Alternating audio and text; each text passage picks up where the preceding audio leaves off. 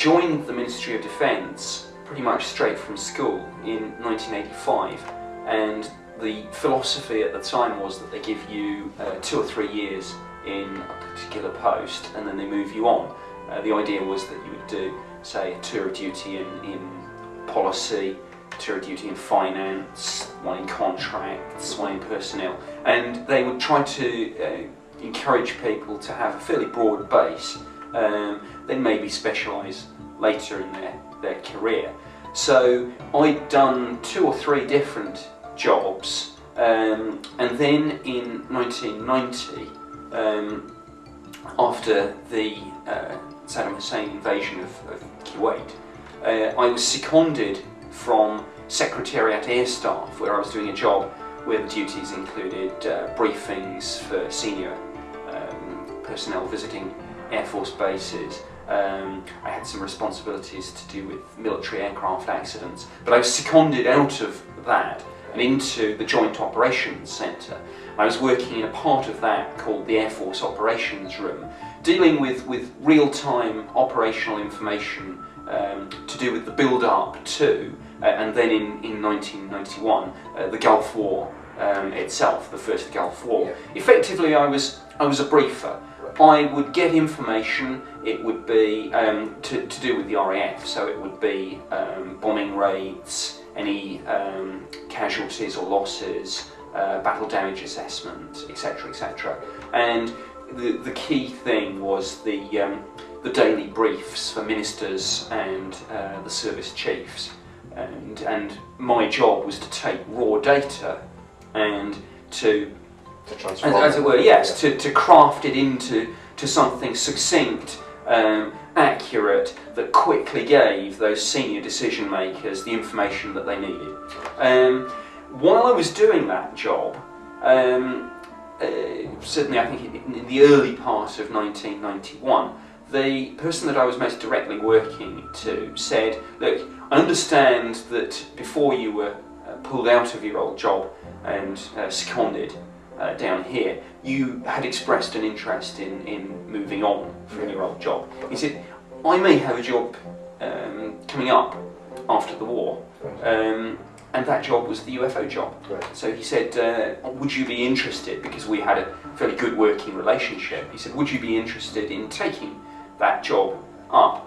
I think part of me felt that I had actually been looking for a move, so there was, at a certain extent, I was saying, I wanted to move anyway. Yeah. But to another part of me thought, the UFO job? What on earth is that all about? And I think I was so intrigued that we even had a UFO job, that for a number of reasons, and I probably now can't put my finger on the exact decision-making process, but to cut a long story short, I said yes. The offer did actually materialise, and then in the summer of 1991, I actually started work on the UFO project. I didn't really have a detailed picture of what working on the UFO project would involve.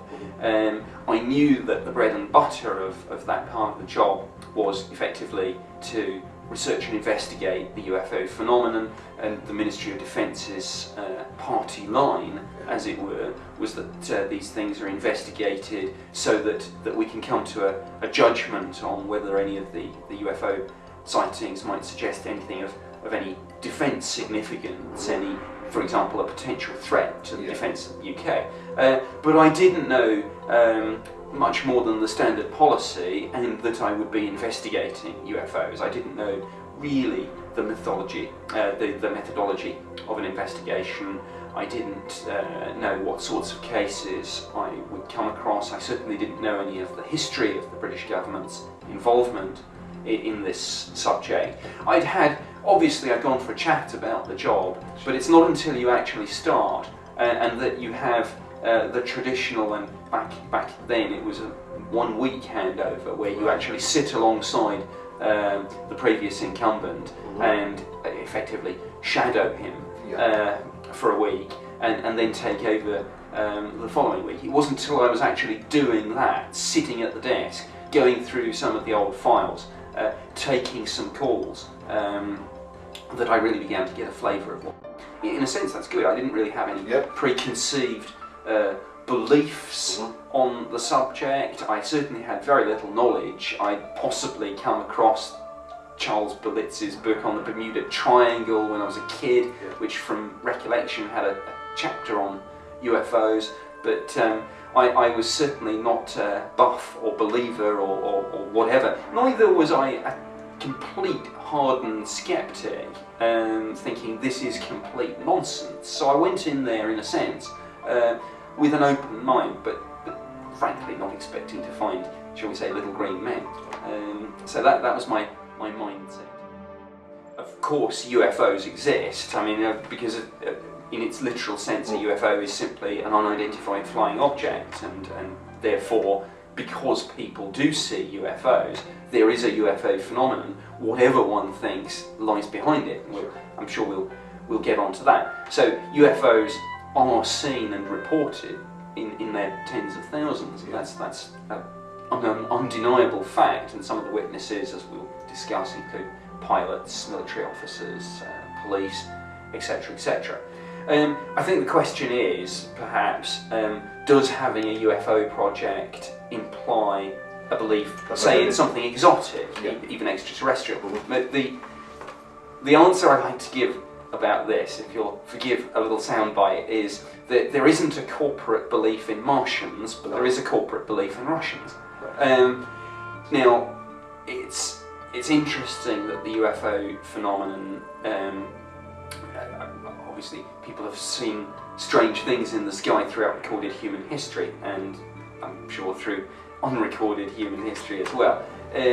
The MOD's UFO project has its roots in something that happened in 1950, and I think it's interesting just for me to explain this, because I think it gives you the mindset behind why the MOD, and really why all governments that have dabbled in this subject, are involved.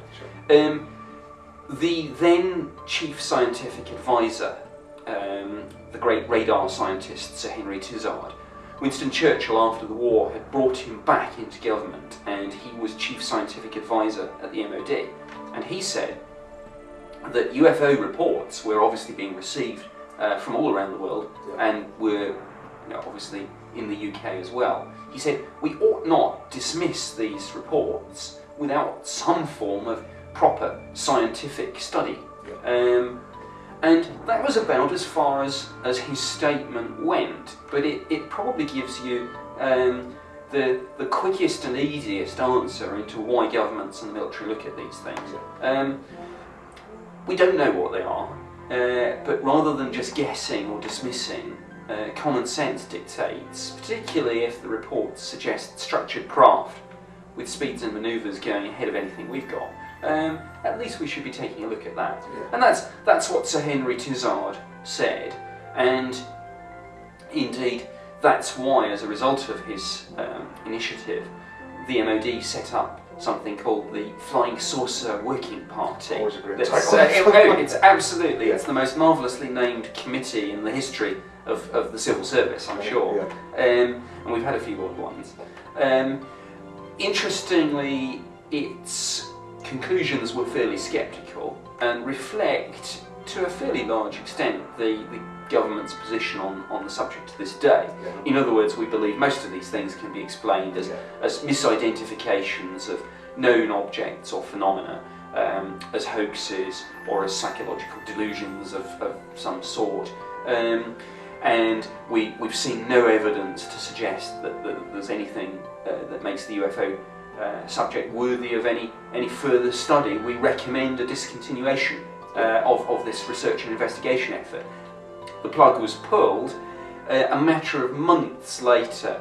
The RAF found itself in the centre of a series of fairly high-profile sightings where UFOs were being tracked on radar, being seen by pilots when their aircraft were scrambled to try and intercept these things.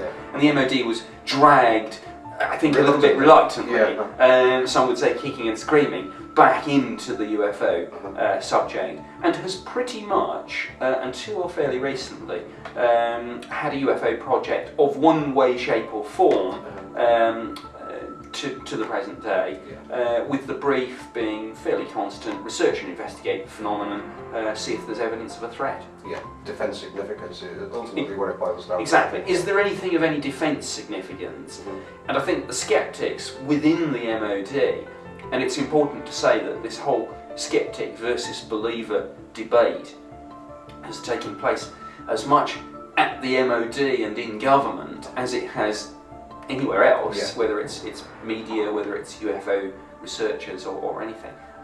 But the sceptical MOD line would be UFOs are of, quote, no defence significance. But again, there are plenty of senior politicians and military personnel who say, no, we believe that the UFO phenomenon is of extreme defence significance.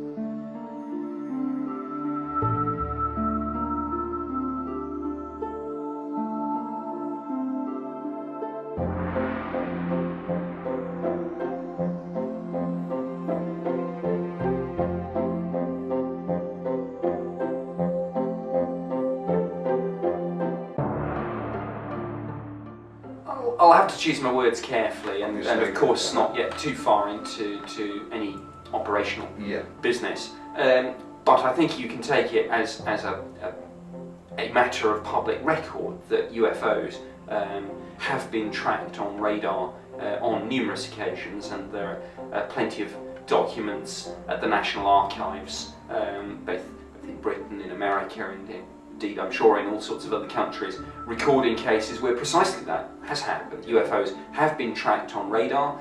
Yes, if the radar operators, the fighter controllers, then assess that radar return as being solid, and if it's not obviously using a transponder, so we can't actually identify it as an aircraft, yes, a judgment call will be made, and that judgment call may be scramble the aircraft, be they the ones kept on quick reaction alert, or be they any other fighter interceptors, and go and take a look.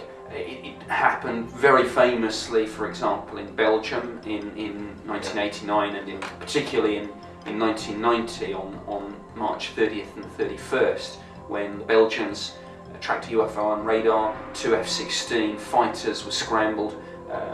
They attempted to lock on to the UFO with their airborne radars, which they succeeded in doing. So the UFO was being simultaneously tracked by ground-based radars belonging to both the Belgian Air Force and indeed some radars which were integrated into the NATO network, and indeed, as I say, by the pilots themselves on their separate airborne radar. Every time they achieved lock-on, the UFO seemed to break the lock and be capable of evading the aircraft. They tried to, and succeeded in reacquiring on a number of occasions, and this game, as it were, of cat and mouse played itself out in the Belgian skies for some considerable time. Observers on the ground, including a number of police, said that they could actually see and hear the aircraft, they could see the UFO, they could see this unfolding. And they said every time the aircraft looked as if they were getting close, the UFO seemed to be capable of moving away at great speeds. That's a fairly famous case, but there are many other cases, a lot of them in the 50s, where perhaps the Cold War and people's nervousness about Soviet aircraft probing our defences was at its height. But plenty of cases on the public record. A number of pilots have spoken out quite publicly about being involved in these intercepts. So yes, these things do happen. I've spoken to civil pilots who've seen these sorts of things. Graham Shepherd was an interesting example, a senior British Airways captain who'd had 2 spectacular UFO sightings in 1967, which was of course a big year for UFO sightings all around the world, but particularly in America and Britain. I've spoken to military pilots who were involved in intercepts. I've spoken, interestingly, to military pilots who've seen UFOs who never reported it. And again, perhaps I'm sure we'll talk a little about numbers of reports and such like. But these things go on. One of my most interesting conversations was actually with somebody at the RAF, the Ballistic Missile Early Warning Centre at RAF Fylingdales, and he said, from time to time, he said, we see meteorites and fireballs on our space tracking radars. They do speeds of about 17,000 miles an hour. And I said, simple question, I said, how do you know they're meteorites and fireballs? And he said, well, because they go very fast. So there was a sort of, well, what else could there be tone of voice? But that's interesting, because it goes to the heart of something which I feel quite strongly about. What's equally important in looking at the UFO phenomenon and the way in which the military respond to it, it's not just the equipment, i.e. your radar systems, be they space tracking radars or be they more conventional air traffic control or military radars. It's actually the training and the mindset of the people operating this. It's well known, I can't go into too much detail, but it's well known that, for example, you can use filter programs on radar to filter out anything that goes faster than a certain speed, lower than a certain speed. Because all the time your radars are configured for what you're expecting to see, what you're actually looking for. Anything that doesn't conform can be filtered out by a computer program now, but the important thing is there's also a filter program up here. And I think people's minds sometimes say, well, that's interesting, I got an anomalous return on my radar system, but then it just faded away. Well, people know radar it's not an exact science. You can get a false return because of temperature inversion. A flock of birds in some circumstances will give you a return, the flock dissipates, the return disappears. But it's all too easy, I think, for your belief system to kick in, and if it doesn't behave like a conventional aircraft, the filter program in your mind can filter it out. I wonder sometimes how many interesting UFO cases have been lost because of that mindset. Now, I'll do a boring statistical bit, but I'll give you, I'll make the point for a reason. Doing my job at the MOD, I got about 200 or 300 UFO reports each year. Now, of course, that was just in the UK. My brief was just national, not global. I wasn't, of course, the only person getting UFO reports. Some people would report to local media. Some people would report to one of the civilian UFO groups. Well, the police or the military, we did have a national reporting system. Anyone who reported a UFO to a police station, to a military base, or to a civil airport, there was a standing operating procedure whereby those details should be recorded and the cases should be sent to the MOD for investigation. And having said that, it was clear to me that system was operating in a fairly patchy way. It needed beefing up. Some people had clearly lost the standard operating procedure, and I've spoken to some police forces who said, oh, we just treat these as hoax calls or crank calls. And I said, no, there's a procedure. You're supposed to record these and forward them to us. But the point is, there was a national reporting system. But as I say, some UFO reports go to the media, some go to UFO groups. Most people won't actually report at all. Two reasons: fear of ridicule and simply not understanding where to actually make a report. Who are you going to call? So you could figure that my 200 or 300 reports were obviously just the tip of the iceberg. And I've seen this for myself at even at UFO conferences where you know that you're drawing in enthusiasts and people who've got a natural interest. I've seen it done with a show of hands. How many people in the audience speakers will. Then the follow-up question is, how many of you made an official report, or indeed made a report to anyone? Yeah. Those people, keep your hands up. Everyone else who didn't report it, put your hands down. Most of the hands go down. We only study a very small part of the potentially available data. But here's the interesting thing, that happens as much with the military as anyone else, even though the military should and frankly do know full well that there is a standard operating procedure and that they're mandated to make a report. I've spoken to pilots who said to me, look Nick, I've seen UFOs and some pretty interesting sightings. One of them said to me on a course, he said, look, I saw a UFO, it casually overtook my aircraft. It wasn't a light, it was a craft. Obviously can't go into huge details about prototype aircraft, but he was fairly sure it wasn't anything, not one of ours. But he said, I didn't report it, and I said, why not? He made a little joke of, he said, I didn't want to be known as Flying Saucer Fred for the rest of my Air Force career. Now, if that mindset is prevalent in the military, when they know about the process of making official reports, how many other spectacular reports are there out there, both involving pilots, radar operators, or members of the public, that we just sadly never got to hear about at all? A lot, I would suggest.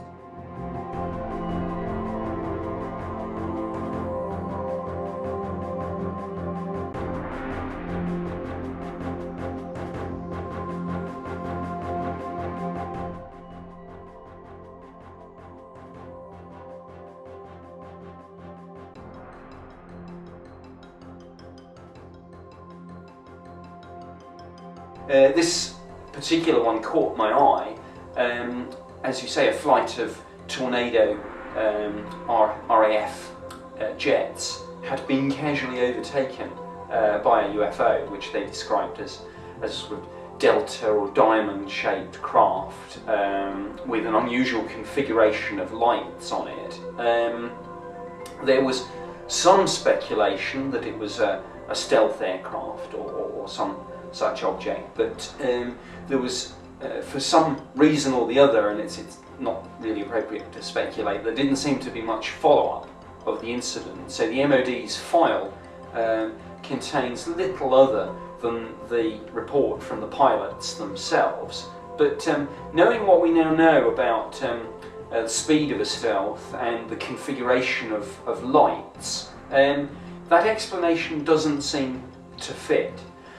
Some people have proposed that a potential satellite re-entry might explain the UFO sighting as well. But again, space junk re-enters the Earth's atmosphere a lot of the time, and I've spoken to a lot of scientists about this, and what you get is a sort of high altitude firework display. You don't get what these RAF pilots reported, a solid structured craft actually coming from behind the aircraft, in front of the aircraft, and then accelerating away. So that didn't seem to fit either. Intriguingly, the date of the UFO sighting was 5th of November, so you know, some people said, well, maybe it was a big firework for our Guy Fawkes celebrations, but that was obviously just a joke. No, this is just one of a number of cases involving military witnesses where, to this day, there is no satisfactory explanation for what's seen. It's a shame that there wasn't more follow-up, but you know, I think the UFO Project's files, and I'm sure the files indeed of Project Blue Book, are littered with intriguing cases like that, which perhaps weren't followed up as much.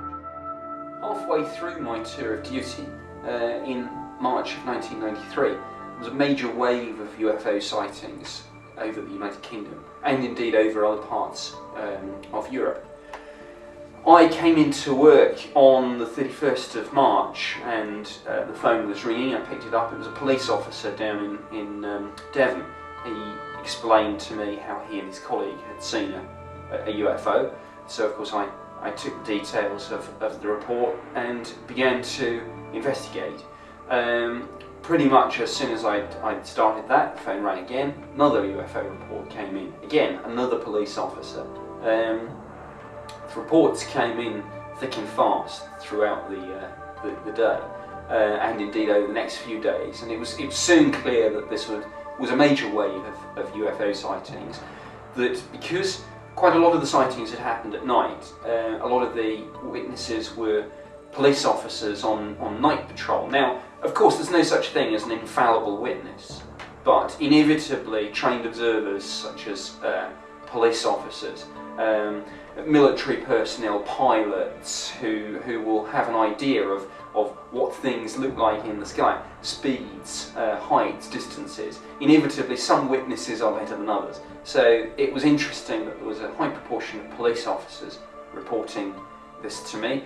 The earliest UFO report came from, it was 30th of March 1993, and it was about 8:30 in the evening. That was from funnily enough, an off-duty police officer who was actually leading a troop of scouts out on outside activity.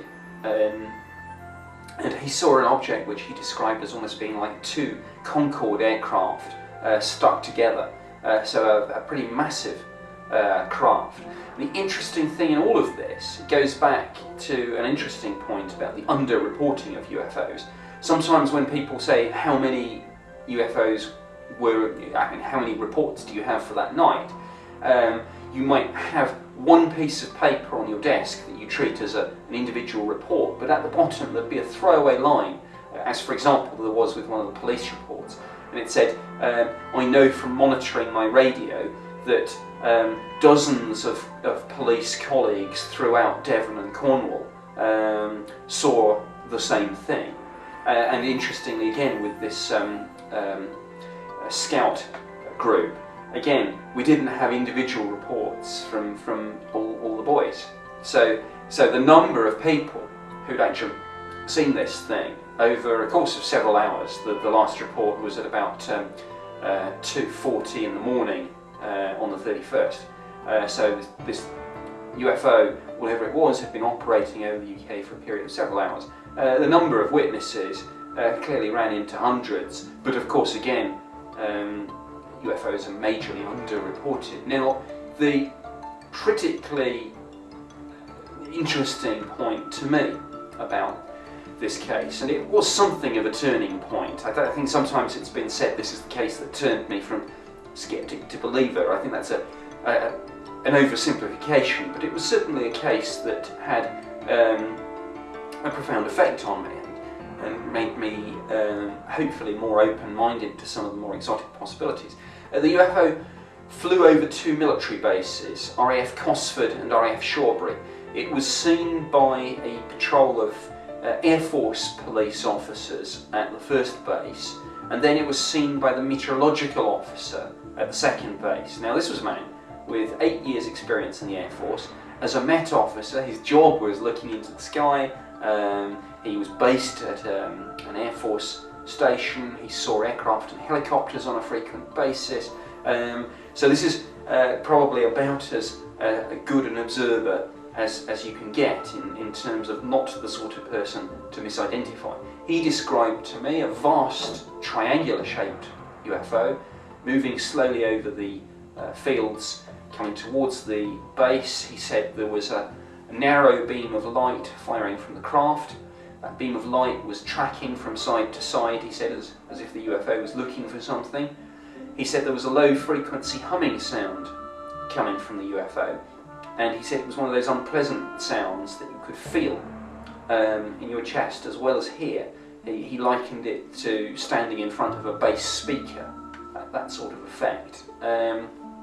And as he was describing this to me when I interviewed him, he was clearly quite shaken up by this, and he said that this was unlike anything he'd ever seen before, and quite what I could tell this chap. And incidentally, he said that the UFO had been moving fairly slowly, 20 or 30 miles an hour, and then suddenly had shot away to the horizon.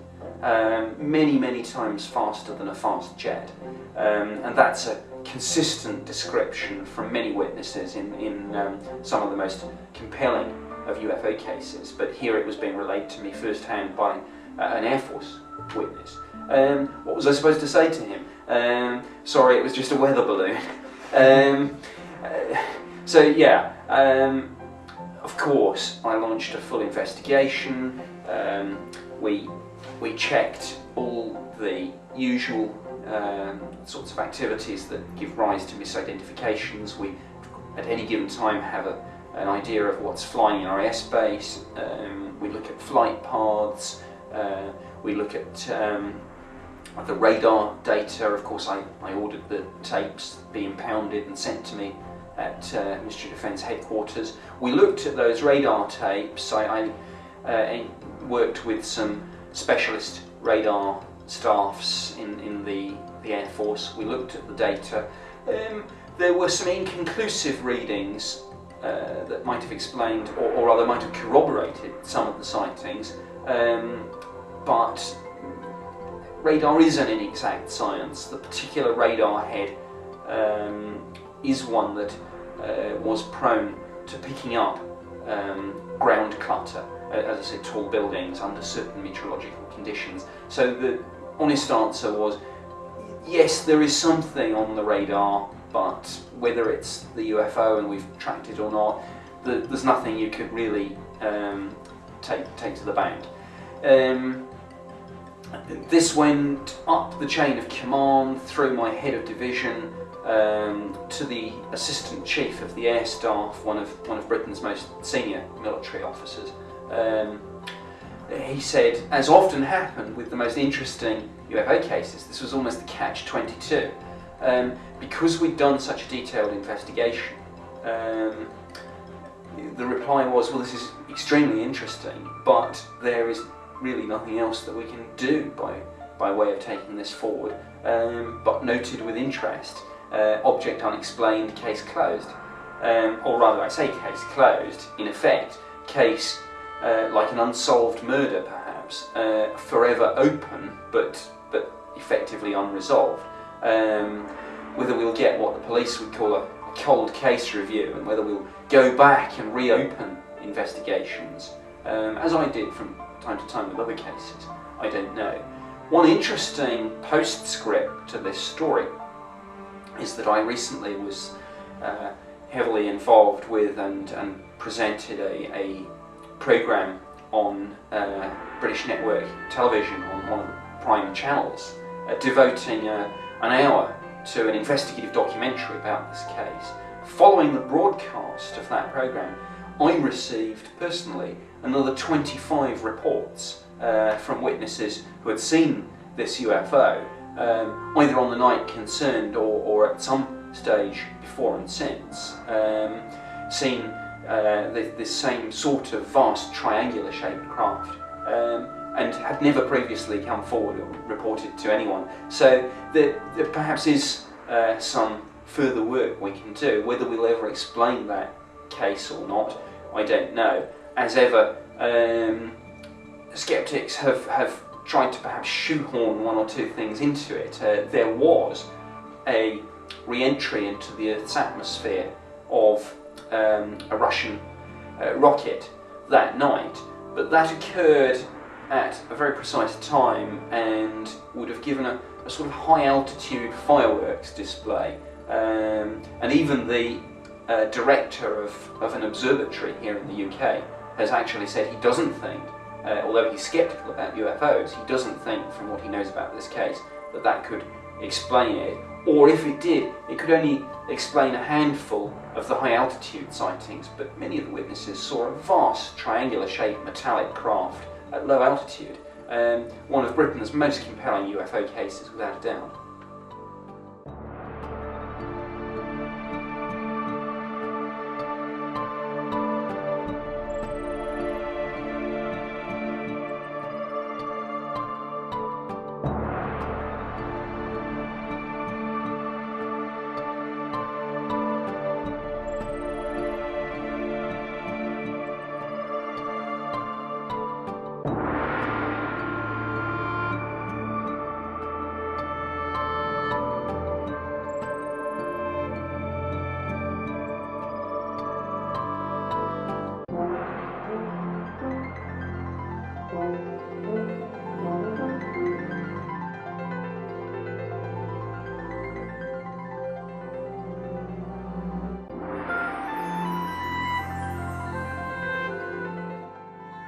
Yes, I mean, to me, Rendlesham was always the most important case in the history of the British government's UFO project, and indeed I reopened the investigation into it to try and do, again, what a police officer would call a cold case review, to try and see, did we miss anything first time round?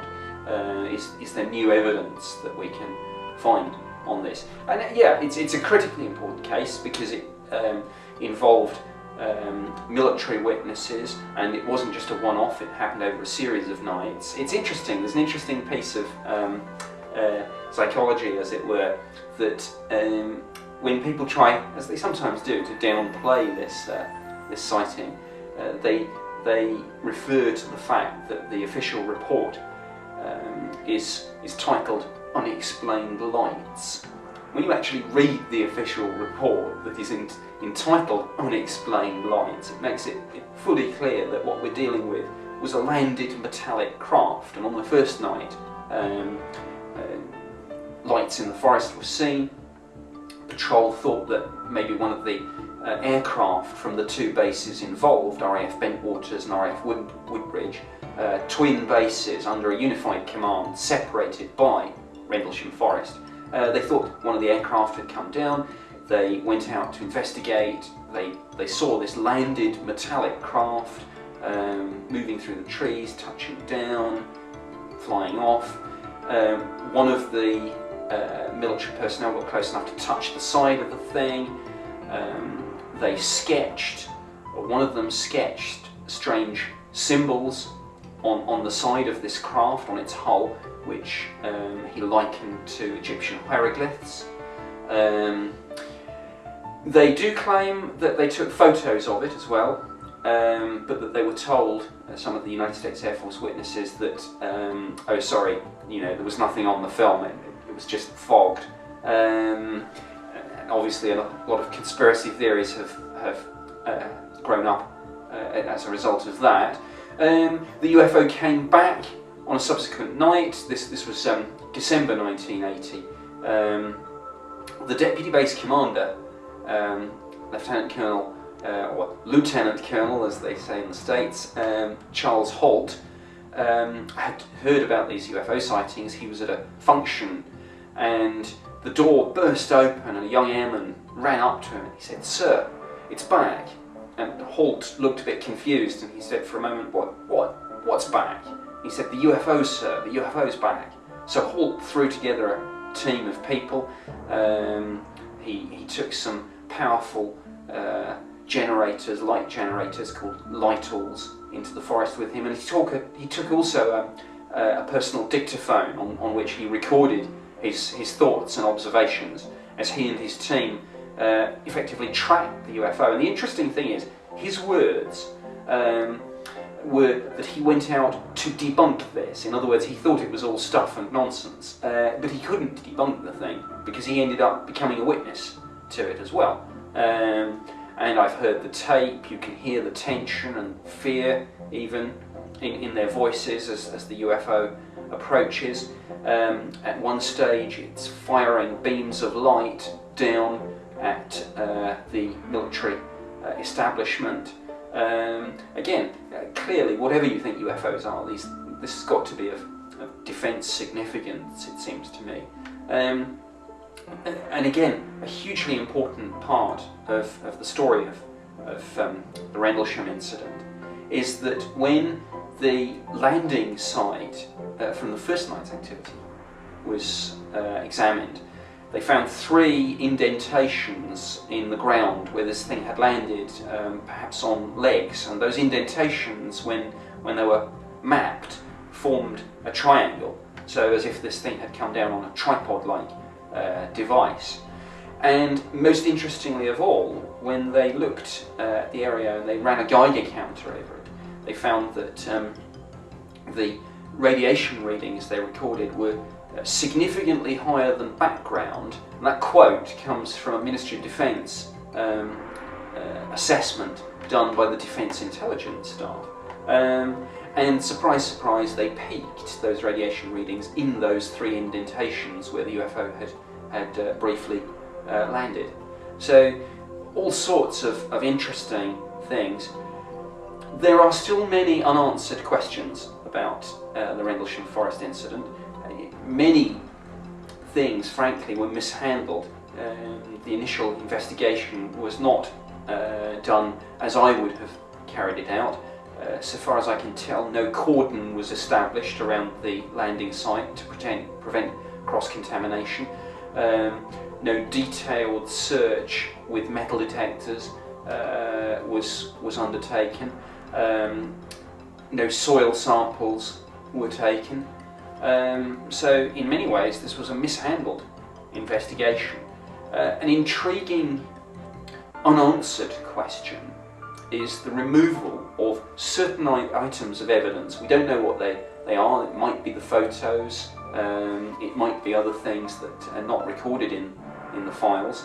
But the Commander-in-Chief of the United States Air Force in Europe, General Gabriel, made an unscheduled visit, so far as we know, to Bentwaters Woodbridge after the event, in the immediate aftermath of the event, and recovered certain items, returned them to his headquarters in Ramstein, Germany. Now, the file on this, the Ministry of Defence file, makes very interesting reading because it says somewhat plaintively, maybe we could have a look at these items too. But again, there seemed to be no follow-up. So the trail, I won't say it's gone cold, because I know that a lot of people are aggressively using the Freedom of Information Act, both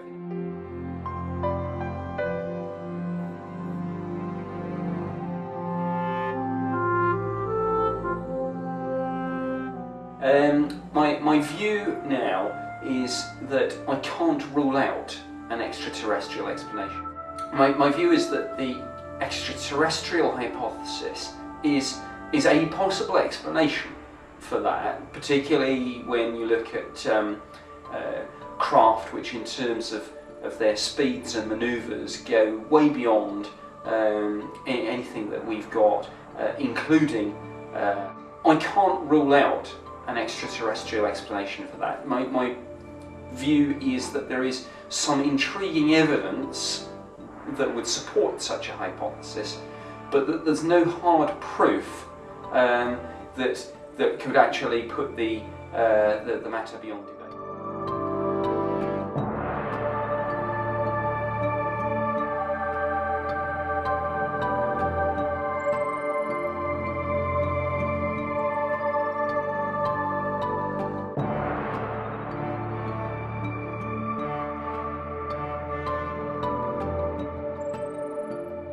Well, I think with both UFO sightings and indeed with the alien abduction phenomenon, one could say that in a small number of cases, and I want to make that very clear, it's only a small number of cases, psychosis could I think be both the cause of the experience and indeed the result of it in different circumstances.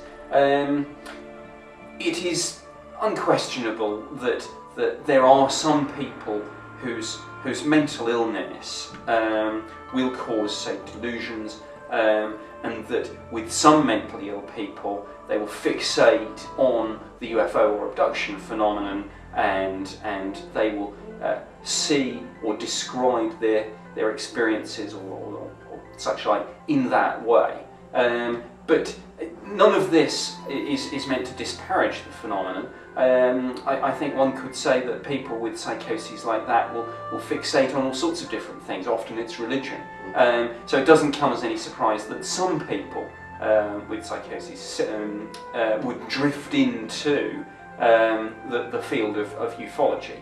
I think the flip side of that is almost more interesting. Could some sort of psychosis be the result of an experience, whatever that experience might be? And I think unquestionably the answer has to be yes. The obvious consequence, and I've seen it with some people, is clearly post-traumatic stress disorder, which whether somebody has had what believers might call a genuine encounter with say, extraterrestrials, or whether the person simply believes that they have, perhaps because they've misidentified something. It's quite possible that that person could be profoundly affected by their experience, and the consequences of that might be post-traumatic stress disorder. It might actually go further and become some form of more serious psychological or psychiatric condition.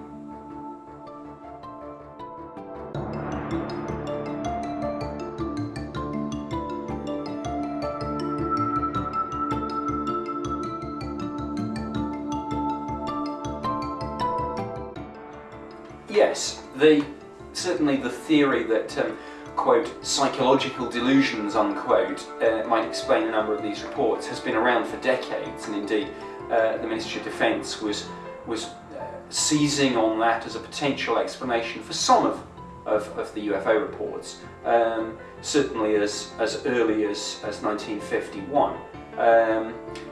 Having said that, it's interesting. Yes, I mean, inevitably there will be a handful of people with psychological, psychiatric conditions, fantasists, whatever, who attach themselves to the UFO subject, who come to UFO researchers or to the media with stories that have no basis in anything other than perhaps some form of delusion. But it's interesting, particularly in relation to the abduction phenomenon. There have been a couple of scientific studies done on this in America by Susan Clancy and Richard McNally, and two that I want to mention briefly, but they're very important. The first one was really, and there have been two or three experiments in this, one of which was actually run in the UK by Professor Chris French. There have been attempts to look at a look at a group of abductees, and in a double-blind experiment to compare and contrast those abductees with a control group of non-abductees. Now, the first, I'll call this set of experiments because this has been done both in America and Britain, certainly suggest no evidence of any psychopathology in any of the abductees, and that's important in these double-blind experiments. So, if you'll forgive me for using an unscientific word, but these people are not mad. None of that necessarily means that the experience is real in the sense that some people might use that word, but certainly it tends to suggest that the abductees, or at least the ones that have been tested, really aren't suffering from any sort of psychological condition. The other experiment was equally interesting, and what was done was that, again, in double-blind conditions, the group of abductees were asked to relay their experiences. A control group of non-abductees was asked to relay very similar experiences as if it had happened to them, and imagine themselves suffering the trauma of it, both physical and psychological. Now, interestingly, these people were being monitored, and in the group of abductees and not the control group, they found physiological responses such as more rapid heart rate, increased perspiration from the abductees. Again, none of this proves that the experiences happened in a real physical sense, but it did suggest that these people weren't lying, and that they genuinely believed that these experiences had happened. Belief is hugely important. Now, I don't think a belief can of itself generate an experience, certainly not the sorts of physical experiences where we've got UFOs tracked on radar or other physical trace evidence where a UFO has landed, where it's been photographed or such like. But belief is important in my opinion, not so much as the stimulus for an experience, but in the way in which we interpret experiences. Inevitably, I think how we perceive something. That goes not just to UFOs and abduction experiences, but of course much wider. It really covers many things in our ordinary everyday lives.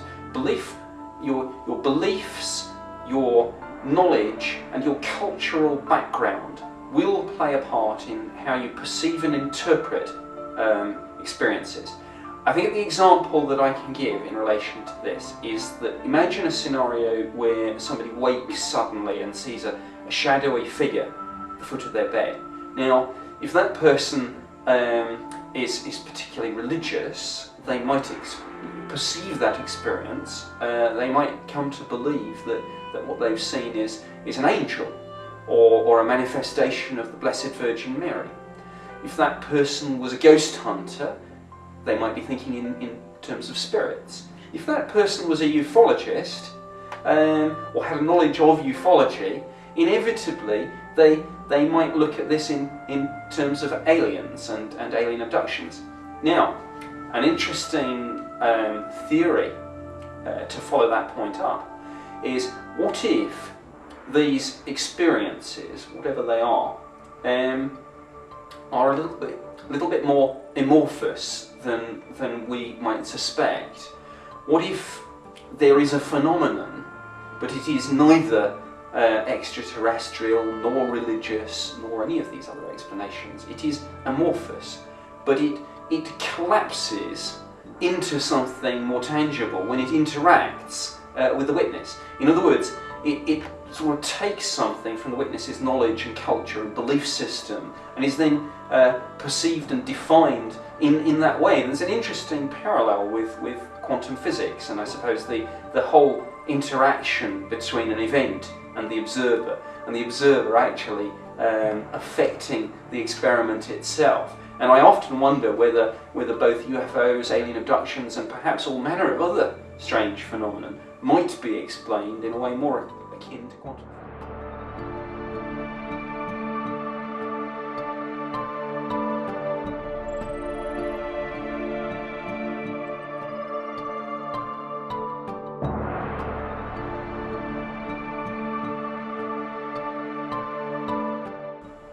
Well, I've often been asked about the Men in Black, and on one occasion I remember being asked, and the audience there was a sort of murmur and then outright laughter, and I realised that in the middle of a denial of this, I was stood up wearing a black suit, and indeed, of course, I'm wearing a black jacket now. But I think undoubtedly there have been occasions, of course, where government and military personnel have gone to visit UFO witnesses as part of the normal investigative process. We don't tend to do it now, but it certainly happened in the past. And particularly during the days of the Cold War, I think it's quite possible that a conversation was ended with a phrase such as, probably best not to talk about that. For, I think, fairly understandable reasons, more to do with just being a sign of the times. Just the default position back in the days of the Cold War was not to discuss anything to do with the government and the military and intelligence. I think there's a world of difference between that and suggesting that there's some sort of agency going around silencing UFO witnesses and researchers. I mean, actually, if there were, they're an extraordinary inept agency, because of course there are sort of TV programs, DVDs, radio shows, you know, absolutely. So I don't hold much for that theory. I think there are potentially another couple of points worth mentioning.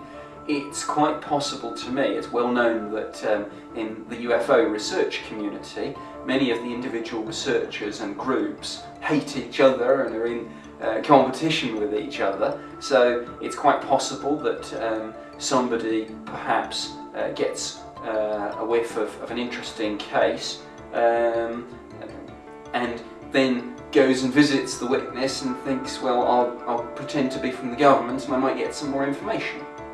It's possible that we're dealing with Walter Mitty type fantasists. It's well known and documented that there are people who dress up as police officers, as paramedics, and actually go to the lengths to get the correct uniforms, vehicles, etc., as part of a sort of fantasy. It's probably quite glamorous to portray yourself, if you're going to have that sort of ultimate fantasy, as part of a sinister government conspiracy and group of people in charge of the truth about extraterrestrials and UFOs. It's also possible that some of the people who claim to have been visited by sinister men in black are simply not being truthful when they make those claims. So again, I don't think there's one neat answer. There may be a lot of different things going on, but despite the way I'm dressed, I'm not some sort of real man in black. We just asked the question which leads on from that, which is what a lot of people want to know.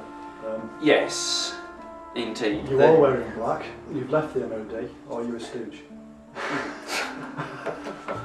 No, it's a simple question. It is, sure. And he wants to answer it. Yeah, I want to answer it, yes. Because it is a question. You've got to tell people. It's all over the internet, so yeah, sure. Ever since I spoke out publicly about the UFO phenomenon, I've been accused by certain UFO researchers and conspiracy theorists of being a disinformation agent, being part of the cover-up, but being somehow put out as the friendly face, designed to encourage UFO groups to send their reports to the government, designed to mislead people and plant false stories, etc., etc.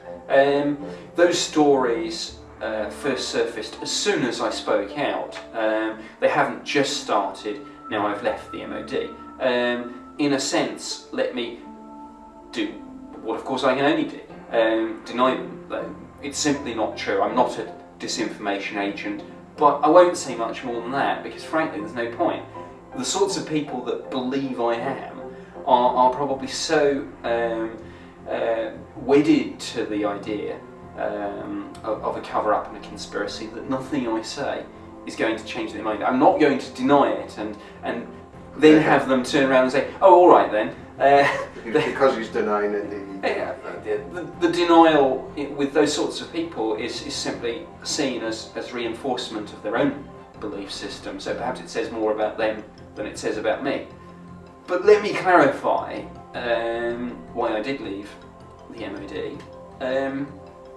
I left simply because, having done 21 years working for the government, I just felt that it was time to move on.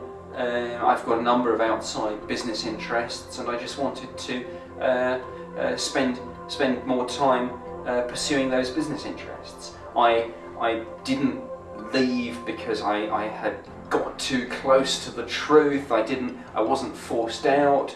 I'm still very friendly with all sorts of former colleagues. I get invited back on a regular basis. Of course, some people say, oh, he hasn't really left at all. He's just sort of pretending that he has, but he's really still on the payroll and he's still gathering information, planting disinformation, etc., etc. No, I left. I had a tremendous time. I very much enjoyed my 21 years of government service. I've done some fascinating things, not just the UFO project, all sorts of other things, but it was simply time for something else, fresh challenges.